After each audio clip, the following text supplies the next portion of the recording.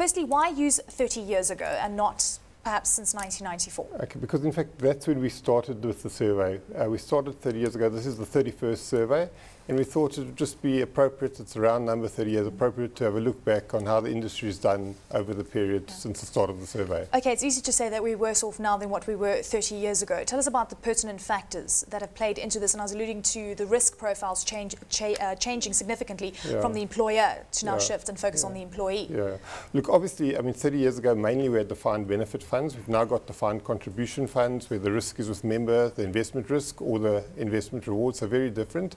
Yes, in some ways we are worse off. I think a lot of people retiring from funds maybe are getting a lower replacement ratio. Their pension after retirement as a percentage of their salary before retirement might well be lower, but we are better off in many ways as well. For example, I mean, 30 years ago, probably more than 20% of funds were white-only funds. So, so obviously more diversification and inclusiveness. Absolutely. So it's a dramatic change to the industry over that period. With regards to 70% of people cashing in their funds every time they shift jobs. Yeah, that is quite a large number, and only 18% are preserving their retirement savings.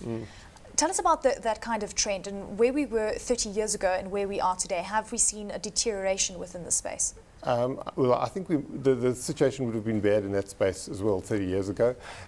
In fact, the 70% is understatement. I think the 70% is those people who cash in their savings entirely. There are lots of people who cash in their savings partially when they change jobs as well. And that's a real problem for South Africa, because to build an adequate pension after retirement, one has to not only save a decent amount each month, but you've got to keep that money saved when you change jobs. And people change jobs 6-7 times in their career. Quite often, if they cash in each time, and you're starting at 50 or plus with very little for savings, it's very difficult to build or impossible to build an adequate retirement savings. Tell us about the recession that occurred, the market crash that we experienced in 2008, and obviously in 2000 as well. We've actually had many crashes throughout the 30-year period. How do funds respond to this? Do you think that there are enough risk mitigating mechanisms in place?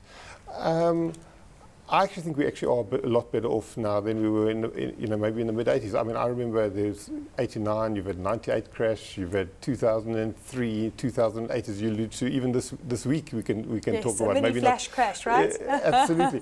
Now, I think what I think people have learned to a large extent, if you stay in the market, you tend to get a decent inflation-beaten return over the long term. But there will certainly be times of downturn. So we definitely saw 2008, 2009. Problems for funds, members' values decreasing, but now they've recovered to above that value. Okay, so if there's certain things that need to be changed in the industry, what would you say are the significant changes that need to be made from a policy perspective?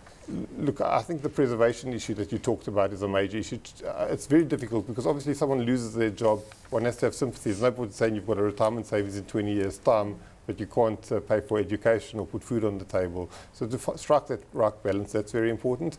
The whole issue of costs, big issue for our industry. I mean, if we can somehow structurally get the costs lower in the retirement fund industry, that ultimately gives a higher net return to the members, and that'll be a greater retirement benefit. So that's another major issue and challenge for us.